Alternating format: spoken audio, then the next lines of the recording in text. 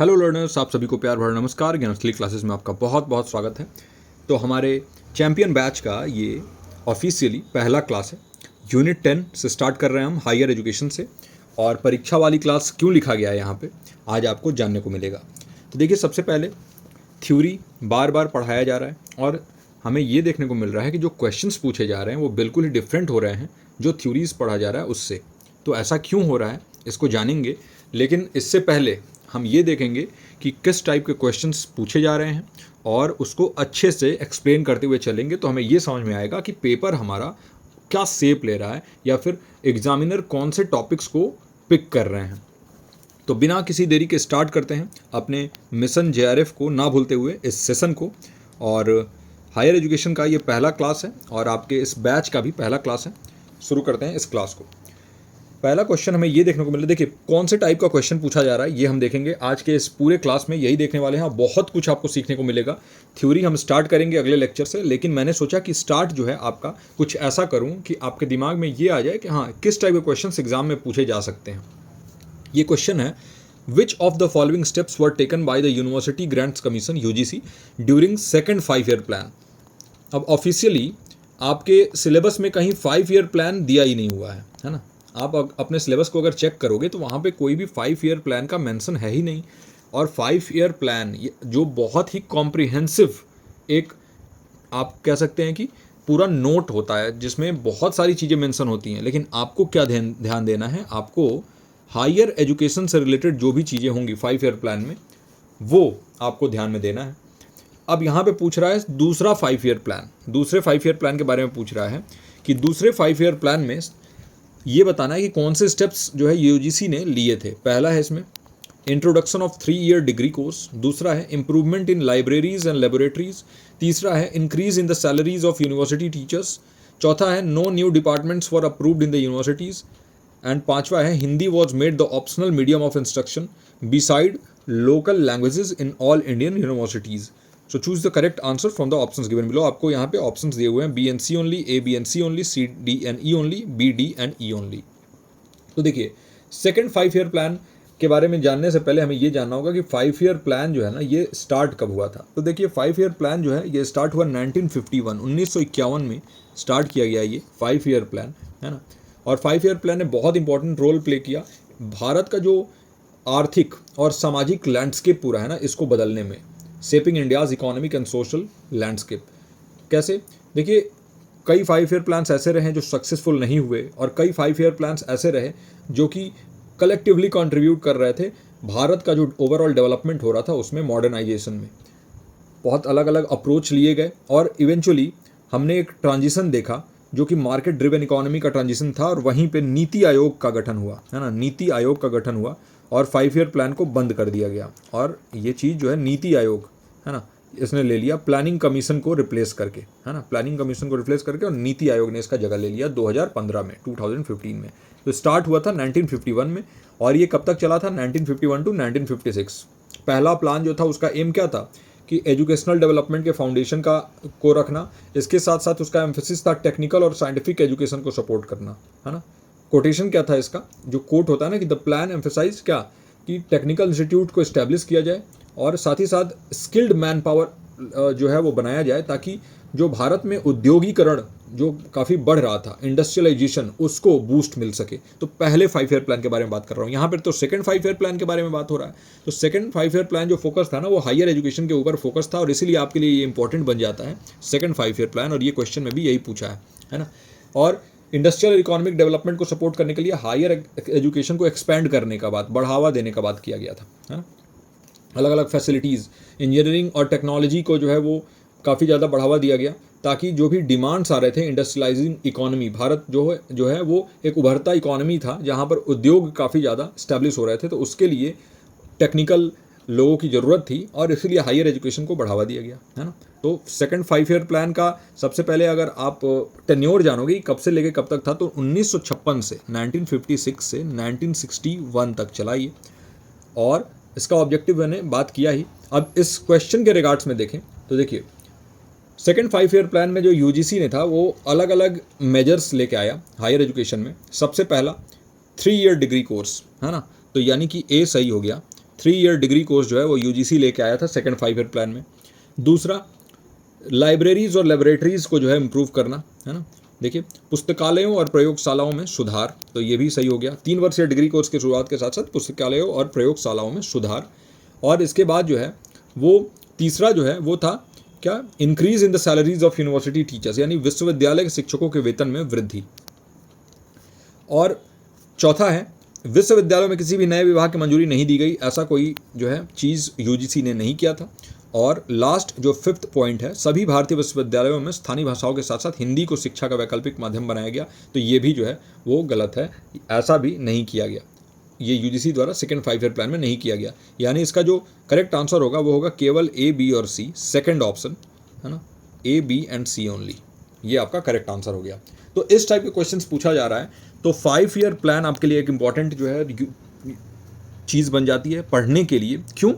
क्योंकि देखिए, आपके सिलेबस में ये मेंशन नहीं है, उसके बावजूद इससे क्वेश्चंस पूछे जा रहे हैं, और एक बार नहीं कई बार क्वेश्चंस पूछे गए हैं इससे, तो इसीलिए 5 ईयर प्लान को भी हम इंक्लूड करेंगे अपने इस ओवरऑल जो हमारा बैच में, जब भी हम कवर करने वाले हैं हायर एजुकेशन। अब देखिए यहाँ पर एक्सप्लेनेशन कुछ है। देखिए, 5 ईयर प्लान के दौरान जो है ना, यूजीसी ने अलग अलग आपके स्टेप्स लिए थे, जिसमें कि 3 ईयर डिग्री कोर्स को इंट्रोड्यूस किया गया था, और इम्प्रूव किया गया लाइब्रेरीज और लेबोरेटरीज़ को, और सैलरीज ऑफ यूनिवर्सिटी टीचर को इंक्रीज़ किया गया। तो ये जो है यहाँ पर पॉइंट्स हैं, और ये मैंने इसलिए इंक्लूड किया है ताकि अगर आपको मैं ये नोट्स दूँ, आपको ये पीडीएफ मिले, तो उससे आपको ईजी हो जाए रिवाइज करना, है ना। हिंदी में भी यहाँ पर पूरा दिया हुआ है। चलिए, इसके बाद अगला क्वेश्चन, किस टाइप के क्वेश्चंस पूछे जा रहे हैं, इस चीज़ को आप बिल्कुल ध्यान देते रहिए।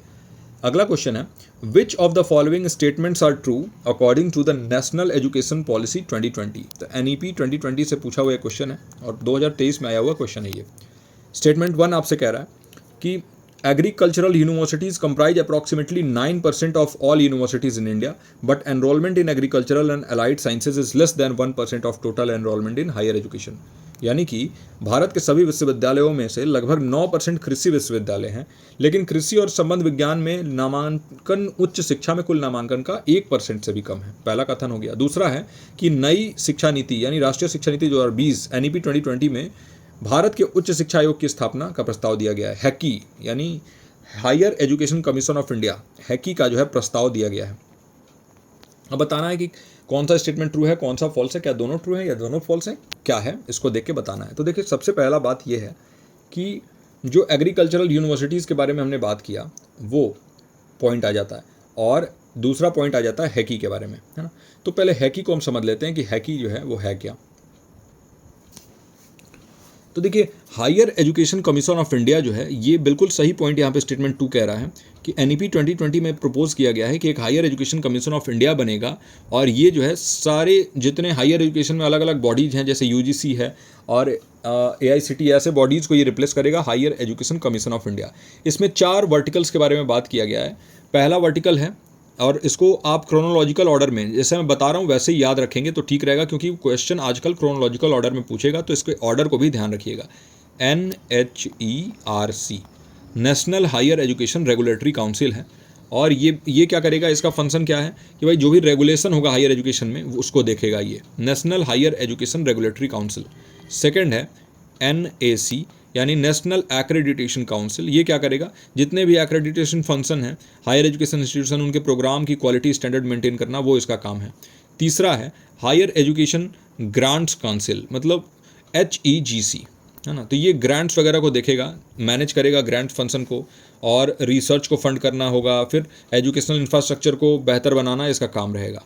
और चौथा है जनरल एजुकेशन काउंसिल GEC, ये क्या करेगा, जनरल एजुकेशन को देखेगा, ये सारे ही जितने higher education commission of India में आने वाले जनरल जितने भी शिक्षा से रिलेटेड चीज़ें हैं उसको देखेगा। इसका फोकस रहेगा एजुकेशनल पॉलिसीज़ पे, अलग अलग इनिशिएटिव्स पे, तो GEC। तो ये चारों वर्टिकल्स आप याद रखिए, और इसको जो है बिल्कुल ऑर्डर में याद रखिए। पहला NHERC, दूसरा NAC, तीसरा HEGC और चौथा GEC, है ना।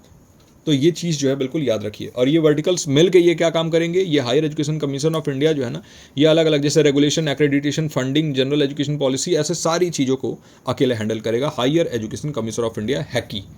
तो ये तो बिल्कुल ट्रू है, यानी स्टेटमेंट 2 ट्रू है।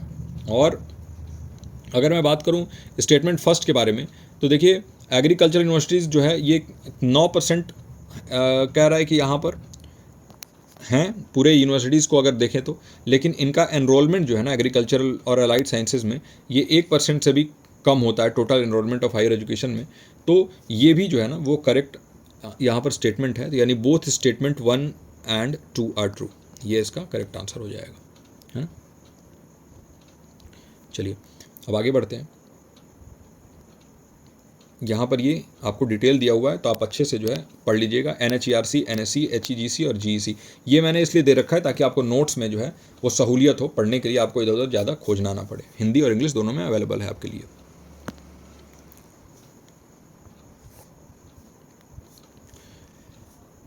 अब ये देखिए, ये क्वेश्चन एक यहाँ पर बन रहा है, वुड्स डिस्पैच से ये क्वेश्चन लिया गया है और ये जो है क्या कह रहा है, 2 स्टेटमेंट्स दिए हुए हैं।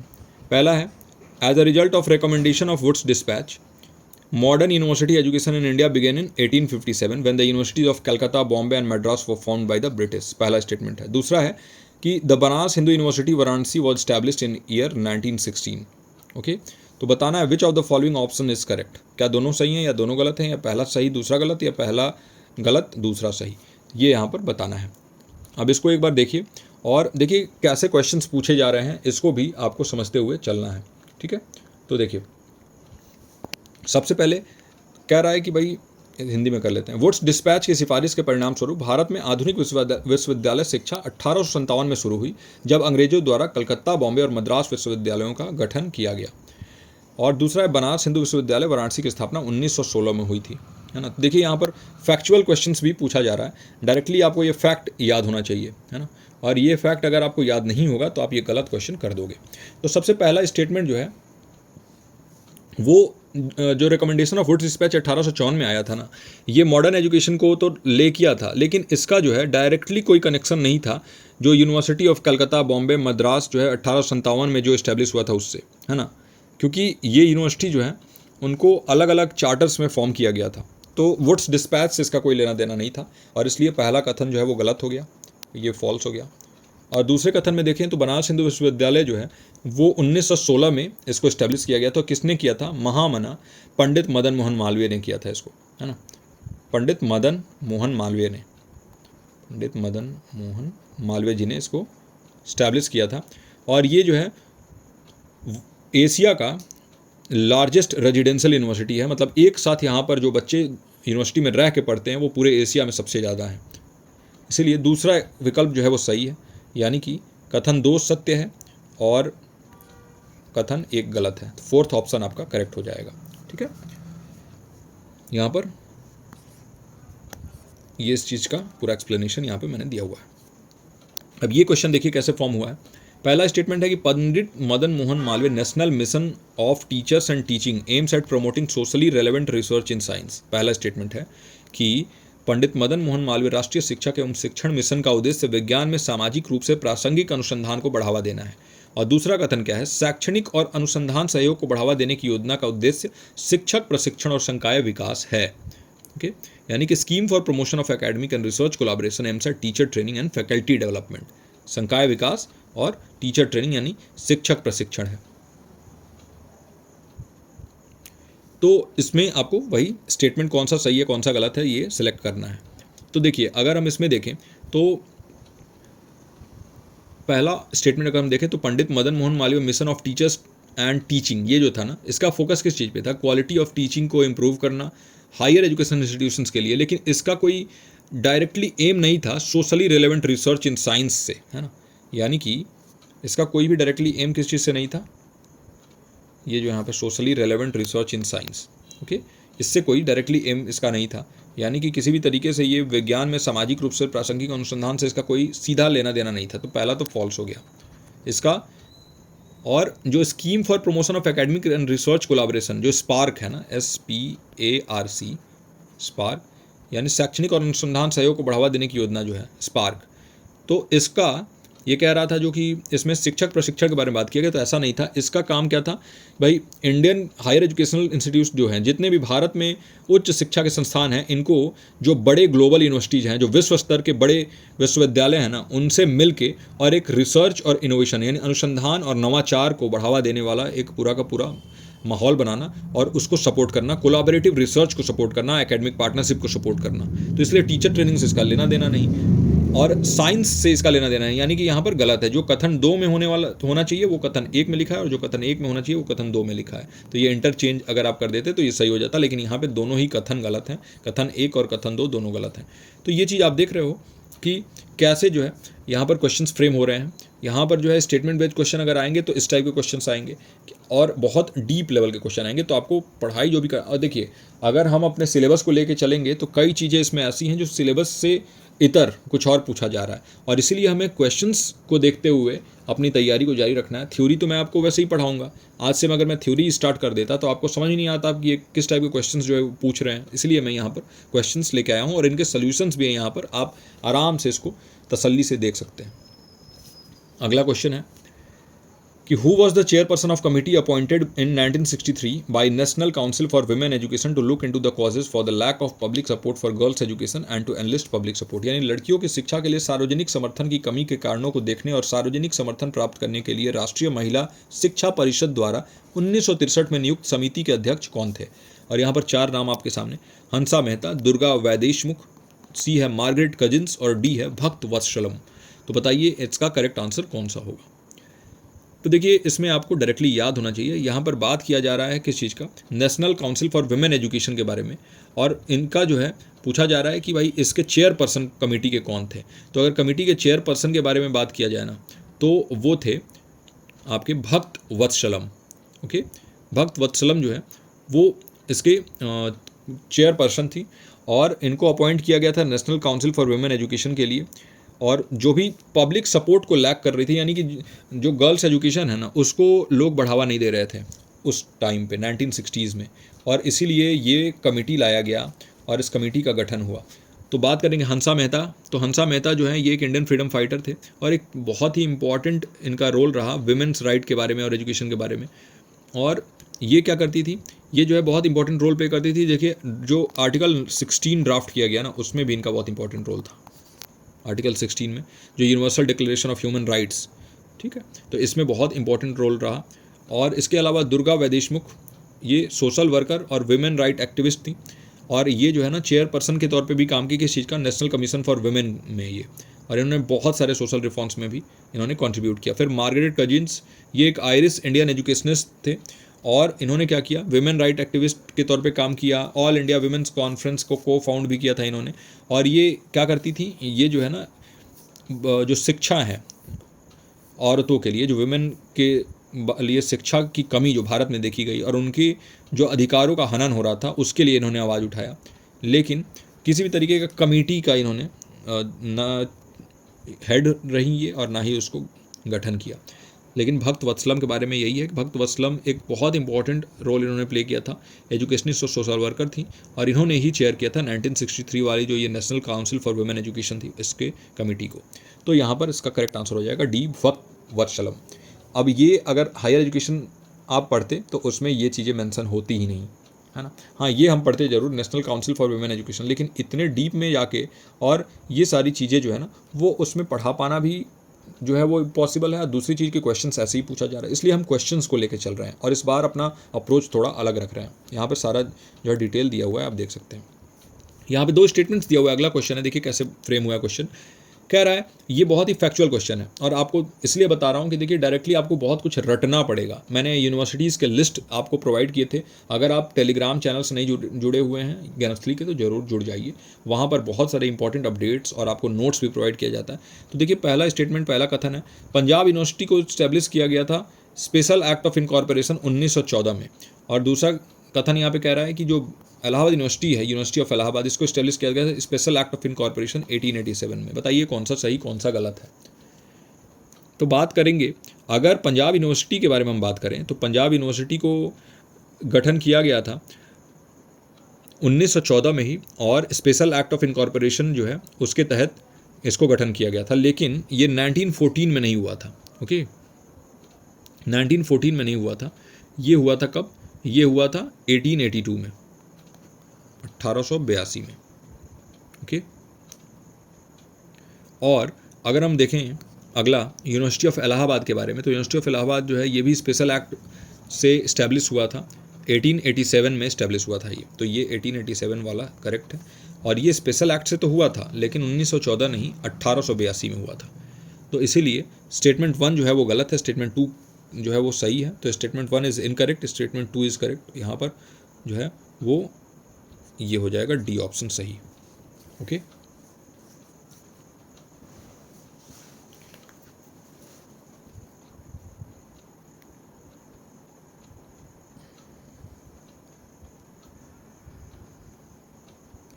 अगला क्वेश्चन है, देखिए कैसे ये क्वेश्चन आया हुआ है directly. Which of the following recommended the establishment of national universities in India? निम्नलिखित में से किसने भारत में राष्ट्रीय विश्वविद्यालयों की स्थापना की सिफारिश की? पहला है कोठारी कमीशन, दूसरा है राधा कृष्णन कमीशन, तीसरा है नॉलेज कमीशन और चौथा है यशपाल कमेटी। तो देखिए कोठारी कमीशन के बारे में अगर बात करें तो कोठारी कमीशन जो है वो 1964 से 1966 के बीच में आया था, 64 से 66। और इसका पूरा का पूरा जो फोकस था वो किस चीज़ पे था? भारतीय शिक्षा में बदलाव लाना, रिफॉर्म्स लाना। जहाँ पर हमने बात किया यूनिवर्सिटी एजुकेशन में इम्प्रूवमेंट की, जहाँ पे हमने बात किया एजुकेशनल पॉलिसीज़ में चेंजेस की, और इसका पूरा जोर था हायर एजुकेशन को एक्सपैंड करना और इसके साथ साथ जो है उसकी गुणवत्ता को सुधार करना। लेकिन कहीं से भी इसने नेशनल यूनिवर्सिटीज़ के इस्टेब्लिशमेंट के बारे में कोई बात नहीं की थी, है ना। तो कोठारी कमीशन जो है ये नहीं हो सकता इसका करेक्ट आंसर। फिर राधा कृष्णन कमीशन जो है ये 1948 से 49 में आया था। सेकेंडरी एजुकेशन कमीशन भी हम इसको कहते हैं, और सॉरी यूनिवर्सिटी एजुकेशन कमीशन भी इसको कहते हैं, सेकेंडरी एजुकेशन कह रहा था मैं। और यूनिवर्सिटी एजुकेशन कमीशन का एम था कि हम बहुत हाई क्लास के वर्ल्ड लेवल यूनिवर्सिटीज़ को इस्टेब्लिश करें इंडिया में, और उसके फंक्शंस को, उनके रोल्स को, जो भारत का विकास है उस पर, जो नेशनल डेवलपमेंट है ना उस पर जो है फोकस करें इन यूनिवर्सिटीज़ को। और इस्टेब्लिशमेंट ऑफ नेशनल यूनिवर्सिटीज़ के बारे में जो है यहाँ कोई बात नहीं की गई थी, तो ये भी नहीं होगा। और बहुत लोग इसको राधा कृष्णन कमीशन लगा के आए थे इस वाले पेपर में, क्योंकि राधा कृष्णन कमीशन को हम यूनिवर्सिटी एजुकेशन कमीशन के भी नाम से जानते हैं, है ना। तो ये भी नहीं है। यशपाल कमेटी ये 2009 में आया था, और इसका भी एम क्या था? जो उच्च शिक्षा है उसमें बदलाव लाना, और इसके लिए इसका क्या कहना था कि भाई हम जो है स्वायत्तता और नवाचार जो भी विश्वविद्यालयों में हैं उसको हम बढ़ावा दें, हम ऑटोनॉमी और इनोवेशन को बढ़ावा दें यूनिवर्सिटीज़ में। तो इसने प्रपोज किया था अलग अलग चेंजेस, अलग अलग रिफॉर्म्स, है ना, गवर्नमेंट में, करिकुलम में। लेकिन जो है वो ये किसी भी तरीके से आप कह सकते हैं कि इसने फोकस इस चीज़ पे नहीं किया कि यूनिवर्सिटीज़ को जो है वो इस्टेब्लिश किया जाए। ओके, तो ये था, हम बात कर रहे थे यशपाल कमेटी के बारे में। अब नॉलेज कमीशन, तो नॉलेज कमीशन जो है, सॉरी ये नॉलेज कमीशन के बारे में नहीं, ये यशपाल कमेटी के बारे में बता रहा था। नॉलेज कमीशन, तो नॉलेज कमीशन जो है 2005 से 2009 के बीच में आया, है ना, ज्ञान आयोग, नॉलेज कमीशन। और इसके चेयरमैन कौन थे? Sam Pitroda, Sam Pitroda. और इन्होंने रेकमेंड किया अलग अलग रिफॉर्म्स भारत को बदलने के लिए एक नॉलेज सोसाइटी में, और इनका ही रिकमेंडेशन था कि भाई नेशनल यूनिवर्सिटीज़ जो है, जो भारतीय विश्वविद्यालय हैं, उनका गठन, उनका इस्टेब्लिशमेंट हो, ताकि हायर एजुकेशन को प्रमोट किया जाए, और इसके साथ साथ अनुसंधान को, नवाचार को अलग अलग डिसिप्लिन्स में प्रमोट किया जाए। तो यानी कि जो इसका करेक्ट आंसर हो जाएगा वो हो जाएगा knowledge commission. It was headed by Sam Pitroda. तो याद रखिएगा, जो जिसने इस्टेब्लिशमेंट ऑफ नेशनल यूनिवर्सिटीज़ को रिकमेंड किया था वो था नॉलेज कमीशन, इसके हेड थे सैम पिट्रोदा। यहाँ पर डिटेल दिया हुआ है, आप देख लीजिएगा एक बार, पूरा का पूरा आपको यहाँ पे नोट्स दिया हुआ है मैंने, ताकि आपके लिए सहूलियत रहे, आपको ज़्यादा इधर उधर खोजना ना पड़े। ओके, नाउ अगला क्वेश्चन है, match the items from list 1 with the appropriate option from list 2। Okay, तो देखिए लिस्ट 1 जो है वो दिया हुआ है यहाँ पर, और यहाँ पर लिस्ट 2 दिया हुआ है। लिस्ट 1 में हमें यूनिवर्सिटीज़ के नाम लिखे हुए हैं, और लिस्ट 2 में उनके किस चीज़ के लिए वो फेमस थे, वो यूनिवर्सिटीज़, उनका नाम लिखा हुआ है। तो पहला है तक्षशिला, दूसरा है उज्जैन, तीसरा है विक्रमशिला और चौथा है मान्यखेता। और लिस्ट 2 में पहला है तांत्रिक टीचिंग्स, दूसरा है द्वैत स्कूल ऑफ थॉट, तीसरा है मेडिसिन और चौथा है एस्ट्रोनॉमी। तो आपको मैच करना था ये क्वेश्चन, है ना। तो देखिए अब तो ऐसे क्वेश्चन हमें देखने को मिला ही नहीं इस बार, तो हमारे एग्ज़ाम में एंशिएंट हायर एजुकेशन से कोई क्वेश्चन ही नहीं था। लेकिन फिर भी आपको पढ़ना नहीं छोड़ना है, क्योंकि क्या पता अब ऑनलाइन मोड में हो रहा है, सीबीटी मोड में हो रहा है, तो क्वेश्चन फिर से ऐसे ही आने लगे, है ना। तो इसीलिए आपको इस चीज़ को बिल्कुल ही छोड़ना नहीं है। ओके, अब हम इसको देखते हैं अच्छे से। तो देखिए तक्षशिला जो है ये फेमस था किस चीज़ के लिए? मेडिसिन के लिए, है ना। तो एक ऑप्शन हमने मैच कर लिया, ए का जो है वो हो जाएगा आपका 3, ए का 3 हुआ। तो वैसे ही आपका ये ऑप्शन ए सही हो जाता अगर आपने एक सही कर लिया तो। फिर विक्रमशिला, तो विक्रमशिला जो है ये जाना जाता था किस चीज़ के लिए? इसको जाना जाता था तांत्रिक टीचिंग के लिए, है ना, तंत्र विद्या जिसे हम कहते हैं उसके लिए जाना जाता था विक्रमशिला। फिर मन्याखेता को जाना जाता था किस चीज़ के लिए? द्वैत स्कूल ऑफ थॉट। द्वैत अद्वैत आप जानते हो, अगर आपने एजुकेशन पढ़ा होगा तो इसके बारे में भी पढ़ा होगा। तो द्वैत स्कूल ऑफ थॉट मन्याखेता। और उज्जैन, तो अब बचा हमारे पास क्या? एस्ट्रोनॉमी। तो उज्जैन जो है एस्ट्रोनॉमी से मैच कर देंगे और हमारा A23, B24, C21 and D22 ये हमारा जो है वो सही हो जाएगा, ऑप्शन नंबर ए। ओके, यहाँ पर पूरा का पूरा आपको एक्सप्लेनेशन दिया हुआ है। अगला क्वेश्चन है हमारे पास, fostering local competencies students and teachers is one of the core values promoted by NAAC यानी national assessment and accreditation council among the institutions of higher learning। और स्टेटमेंट 2 है, improving the overall quality of state institution is one of the objectives of RUSA राष्ट्रीय उच्चतर शिक्षा अभियान। और आपको correct इसमें से ऑप्शन चुनना है, कौन सा स्टेटमेंट सही है, कौन सा स्टेटमेंट गलत है। ओके, तो देखिए इसमें आप देख सकते हैं, सबसे पहला यहाँ पर आपको दिया हुआ है, हिंदी में एक बार देख लेते हैं। छात्रों और शिक्षकों के बीच स्थानीय दक्षताओं को बढ़ावा देना उच्च शिक्षा संस्थानों के बीच NAAC यानी कि राष्ट्रीय मूल्यांकन और प्रत्यापन परिषद द्वारा national assessment and accreditation council प्रचारित मुख्य मूल्यों में से एक है। फिर राज्य संस्थानों की समग्र गुणवत्ता में सुधार करना रूसा यानी राष्ट्रीय उच्चतर शिक्षा अभियान के उद्देश्यों में से एक है। अब आपको इसमें सही और गलत कौन सा कथन सही है, कौन सा कथन गलत है, ये आपको बताना है। ओके, तो फर्स्ट ऑफ ऑल आप देखिए यहाँ पर जो स्टेटमेंट 1 है ना, national assessment and accreditation council, ये प्राइमरली किस चीज़ पे फोकस करता है? असेस करना आप समझते हो ना, मतलब यहाँ पे बात किया जा रहा है इवैल्यूएशन का।